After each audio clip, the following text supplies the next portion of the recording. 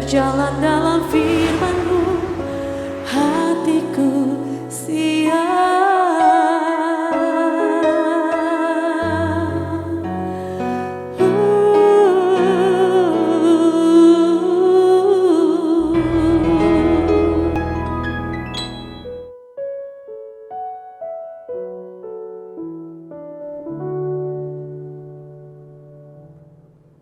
Salam, God lover yang dikasihi oleh Tuhan Yesus.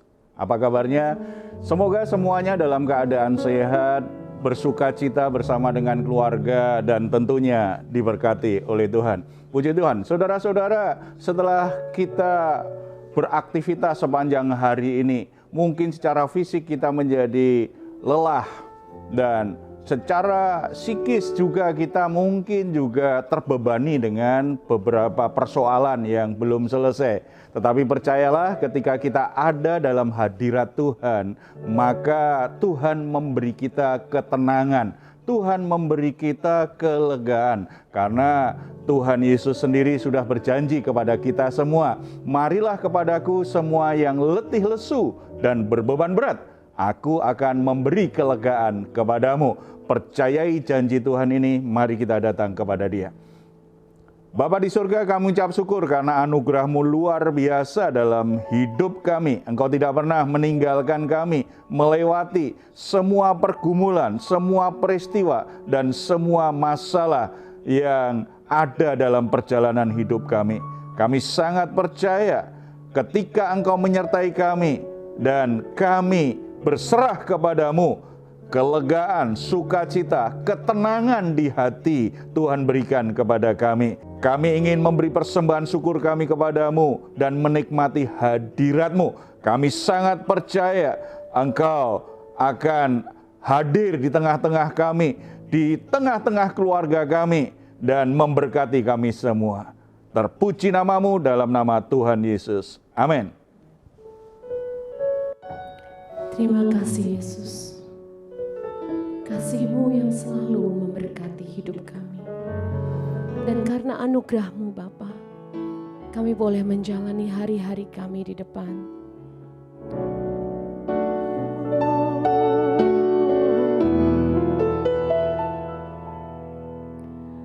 Tangan Tuhan tak kurang panjang untuk selalu menolong hidupku. Telinganya tak kurang tajam untuk mendengar seruan hatiku. Tangan Tuhan tak kurang panjang untuk selalu menolong hidupku. Telinganya tak kurang tajam untuk mendengar seruan hatiku.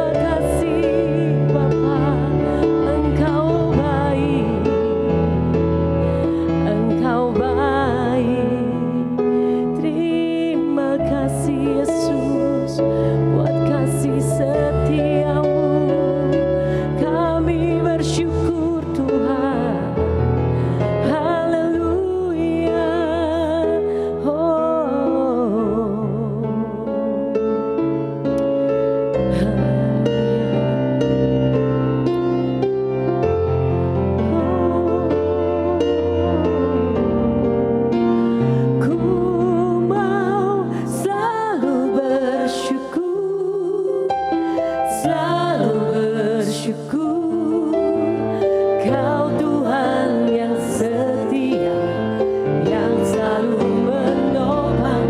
Ku mau selalu bersyukur, selalu bersyukur. Kau Bapa-Ku yang setia. Ku mau selalu bersyukur, selalu bersyukur. Kau Tuhan yang setia, yang selalu menopang. Ku mau selalu bersyukur, selalu bersyukur. Kau Bapa-Ku yang setia. Kau Bapa-Ku yang setia.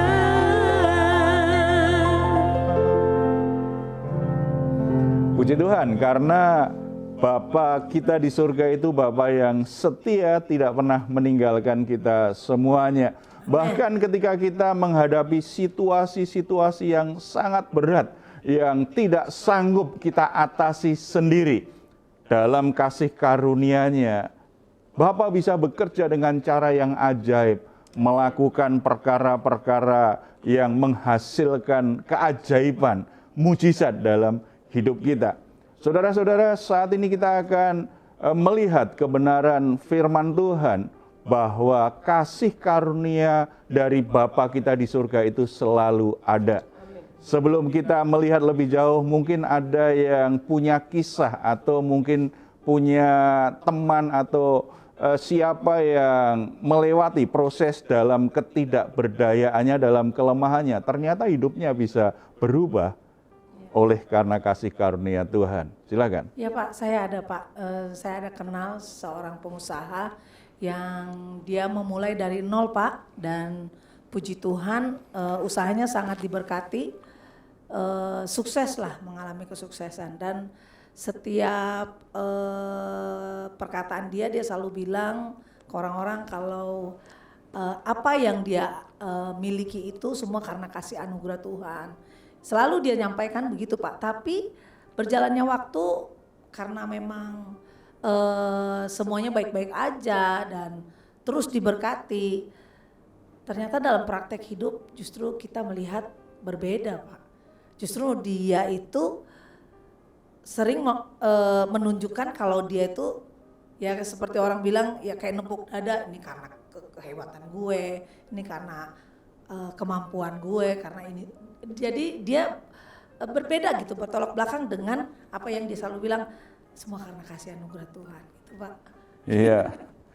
Ada banyak orang memang kadang-kadang egois ya. Jadi kalau dia punya masalah, apalagi dia sendiri tidak sanggup mengatasinya, dia tahu bahwa itu di luar kesanggupan untuk mengatasinya, dia merendahkan diri, minta belas kasihan Tuhan. Dan sepertinya sungguh-sungguh percaya bahwa kasih karunia Tuhan itu bisa mengubah. Dan ketika ternyata situasinya dibalik oleh Tuhan, akhirnya dia bisa ada jalan keluar dan bisa melewati semua krisis yang dia lalui.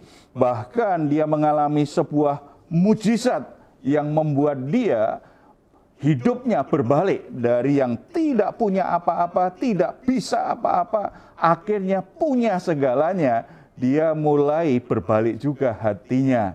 Sepertinya itu adalah prestasi dia. Itu adalah kerja keras dia sendiri. Itu adalah kehebatan dia. Nah, situasi seperti ini kan namanya membuat orang menjadi sombong karena merasa berhasil. Lupa bahwa semuanya karena anugerah Tuhan. Kalau tidak ada anugerah Tuhan, dia tidak sanggup melewati semuanya seperti itu. Itu terjadi pada banyak orang Kristen. Ya. Nah, apakah kasih karunia itu Pak hanya dibutuhkan oleh orang yang sedang mengalami pergumulan atau dalam segala situasi atau keadaan? Nah ini, seringkali orang Kristen berpikir kan saya butuh kasih karunia Tuhan kalau saya nggak mampu. Saya butuh kasih karunia Tuhan kalau saya lemah, kalau saya lagi punya masalah. Kalau semuanya berjalan lancar-lancar saja, semua baik-baik saja, saya sehat, semuanya bisa aku atasi sendiri, aku tidak butuh kasih karunia Tuhan.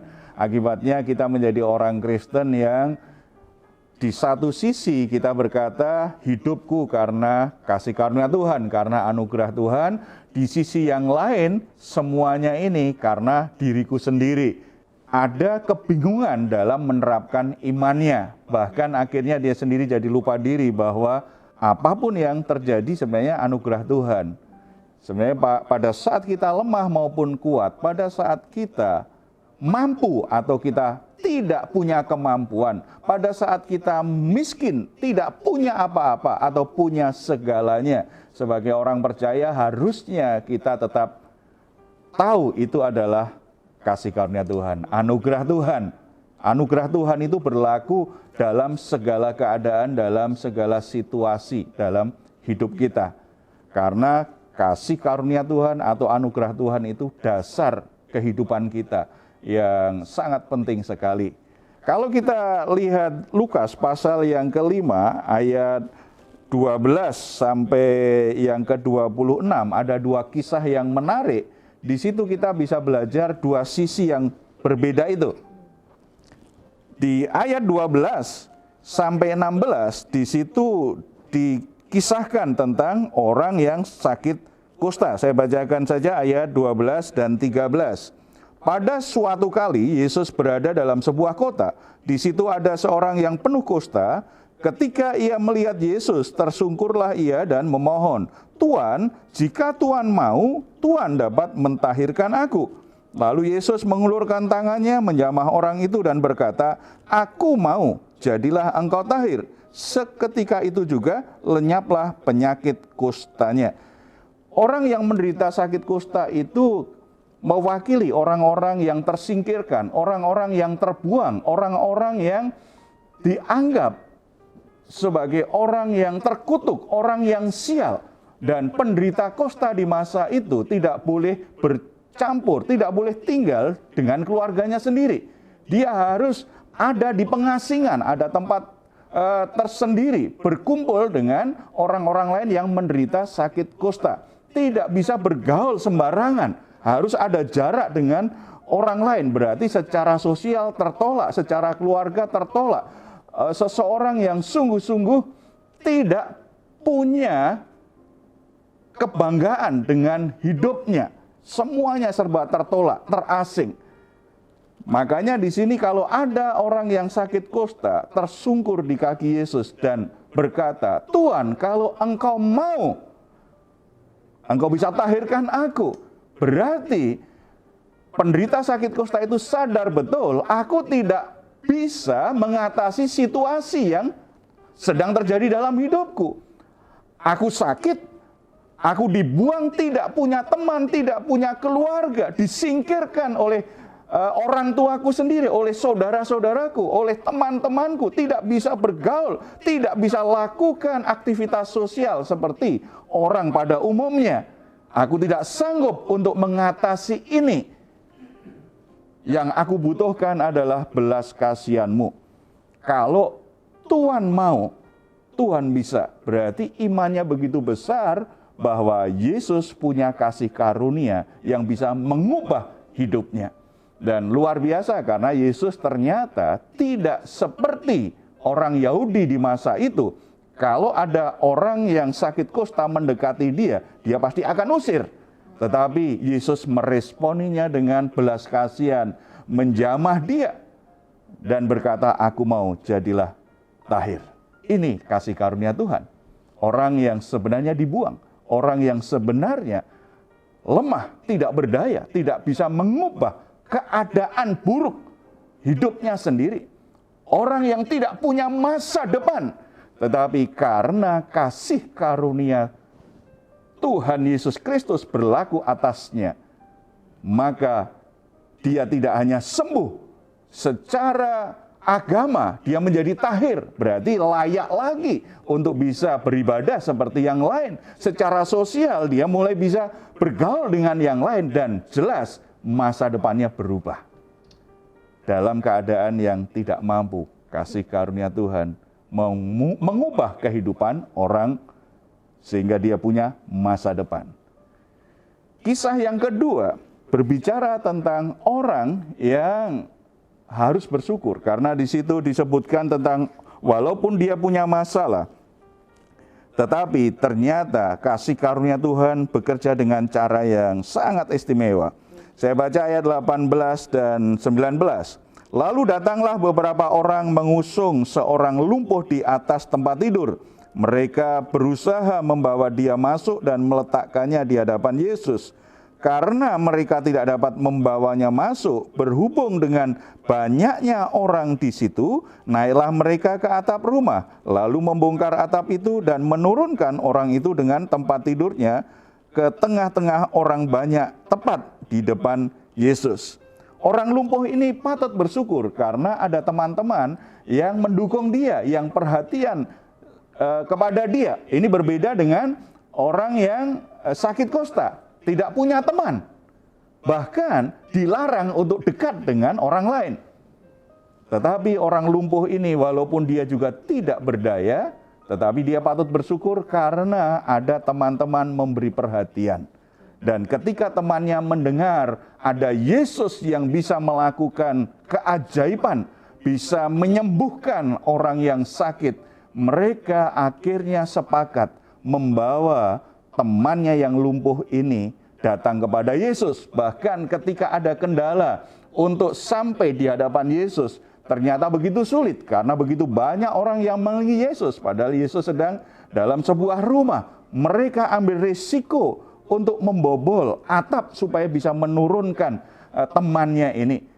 Artinya kasih karunia Tuhan sudah mulai bekerja dalam kehidupan si lumpuh ini melalui kehadiran orang-orang yang menyatakan kepedulian, yang menyatakan dukungan, yang bahkan mengupayakan supaya dia mengalami kesembuhan. Ada jalan keluar yang dari Tuhan. Kasih karunia Tuhan mulai diberikan walaupun belum datang kepada Yesus, tetapi sudah merasakan itu.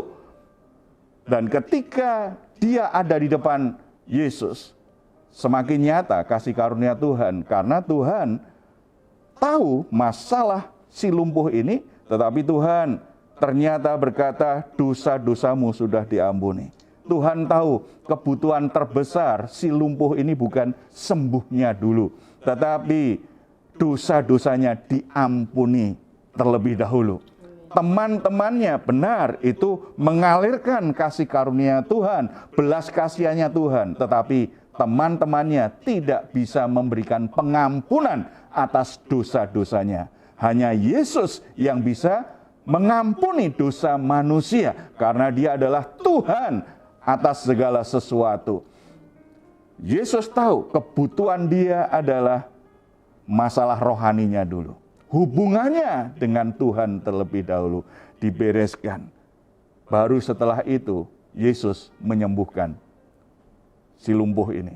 Dari sini kita juga tahu bahwa ternyata ketika kita dalam masalah, Tuhan bisa memberi kita kasih karunia sebelum masalah kita selesai. Caranya gimana? Kehadiran orang-orang yang memberi perhatian, yang mendukung, yang ikut serta prihatin mendoakan kita, melayani kita, mengupayakan supaya kita akhirnya bisa keluar dari masalah kita. Akhirnya kita bisa sembuh, kita bisa mengatasi situasi ketidakmampuan kita. Dan berikutnya Tuhan akan bekerja melampaui apa yang dipikir itu jadi kebutuhannya. Teman-temannya berpikir dia butuh sembuh saja secara fisik, tetapi Yesus tahu kebutuhan si lumpuh bukan sekedar sembuh dari kelumpuhannya secara fisik, tetapi kelumpuhan rohani yang dia alami. Karena mungkin ketika dia mengalami situasi yang begitu sulit dalam kelumpuhannya, dia bisa tawar hati dengan Tuhan. Dia mulai ragu dengan janji-janji Tuhan. Dia mulai sulit untuk sungguh-sungguh beriman pada firman Tuhan. Dan dia mungkin akhirnya melakukan sesuatu yang buruk. Atau bisa jadi juga si lumpuh ini memiliki dosa-dosa tertentu yang mengakibatkan dia menjadi sakit. Karena kita tahu salah satu sebab orang sakit adalah ada dosa dalam hidupnya. Walaupun tidak selalu orang sakit pasti dosa, tetapi salah satunya ada kemungkinan itu. Dan Yesus tahu apa yang jadi kebutuhan si lumpuh itu. Bukan sekedar sembuh dari penyakitnya. Dari kisah yang kedua kita juga diingatkan bahwa mungkin Tuhan ingin pakai kita seperti sahabat-sahabat si lumpuh. Di sekitar kita ada banyak orang-orang yang mungkin sedang mengalami kelumpuhan. Mungkin bukan secara fisik. Mungkin ada sahabat kita, teman kita, saudara kita mengalami kelumpuhan secara rohani, mengalami kelumpuhan secara ekonomi, mengalami kelumpuhan secara rumah tangga. Ada banyak hal dalam hidup mereka tidak bisa berjalan dengan baik. Tuhan ingin mengalirkan kasih karunia-Nya melalui hidup kita. Tuhan ingin kita menjadi alat di mana kehadiran Tuhan bisa dinyatakan melalui kehadiran kita dalam hidup orang-orang lain. Oleh sebab itu, mari Bapak, Ibu, Saudara-saudara semua, kita semua jangan hanya fokus pada masalah kita, pada keadaan kita. Mari kita memberi diri untuk dipakai Tuhan, supaya tahun ini kita semakin jadi berkat bagi banyak orang. Amin. Jadi kasih karunia Tuhan ternyata tersedia untuk siapa saja.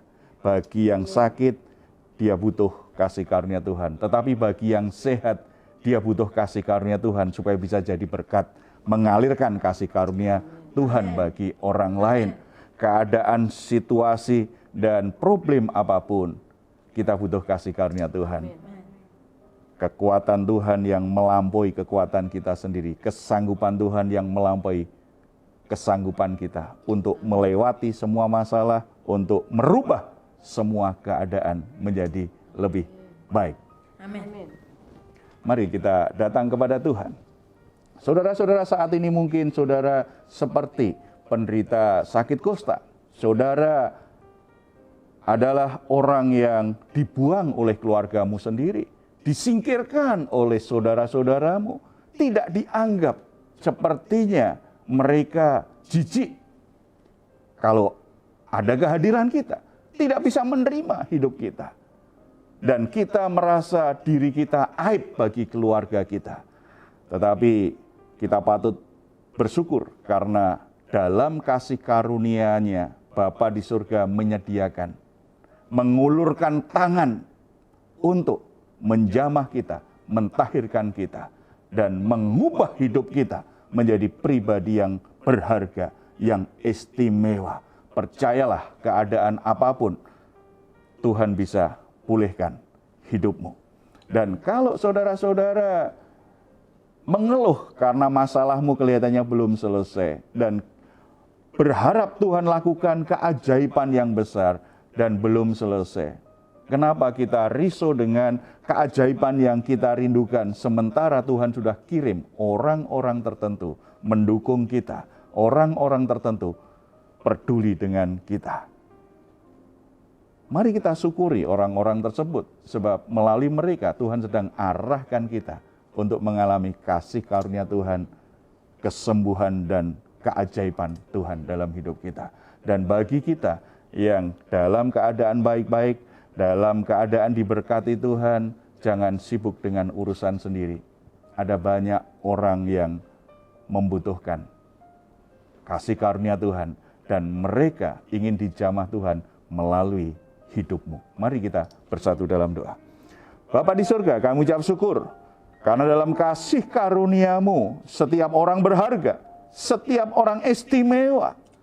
Engkau mengetahui di antara saudara-saudara yang saat ini sedang bergabung dengan program Raise and God ini. Mereka orang-orang yang dibuang, orang-orang yang ditolak, orang-orang yang disingkirkan, orang-orang yang dianggap aib bagi keluarganya, dan mereka menjadi kesepian. mereka merasa dirinya tidak berharga. Sebagaimana orang yang sakit kusta Bapa, mari Engkau hampiri mereka, jamah mereka dalam nama Tuhan Yesus Kristus. Tuhan sembuhkan setiap luka-luka di hati mereka, dan biarlah mereka mulai bisa melihat dirinya dengan cara yang baru. Orang-orang yang mendapatkan kasih karunia Tuhan sebagai orang yang istimewa, sebagai orang yang berharga, diterima Tuhan apa adanya. Dan melalui pemulihan ini, mereka akhirnya punya masa depan yang baik sebagaimana Tuhan rancangkan. Bapa di surga, kami ucap syukur untuk kehadiran orang-orang terdekat kami. Kami bergumul dengan masalah-masalah kami, seringkali kami mohon merindukan keajaiban dari Tuhan. Tetapi keajaiban itu belum juga kunjung datang. Lalu kami berpikir Tuhan tidak menjawab doa kami. Kami lupa bahwa ada orang-orang tertentu yang Tuhan hadirkan dalam hidup kami, yang memberi dukungan, yang memberi kepedulian, yang menolong, yang menopang kami.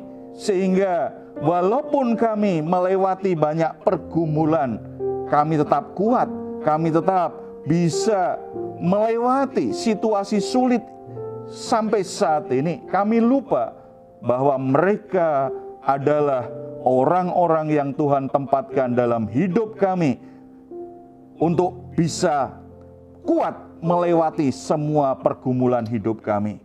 Dan bagi kami Tuhan, mari pakai kami Tuhan untuk menjadi berkat bagi orang-orang di sekitar kami, untuk menjadi saluran kasih karunia Tuhan bagi orang-orang yang sedang mengalami kelumpuhan dalam hidup mereka. Kehadiran kami membuat mereka bisa berjumpa dengan Yesus Kristus secara pribadi sebagai Tuhan dan Juru Selamatnya. Kehadiran kami dalam kehidupan sahabat-sahabat kami membuat mereka akhirnya bisa mengalami keselamatan dan keajaiban pertolongan yang dari Tuhan. Terima kasih Bapa di surga.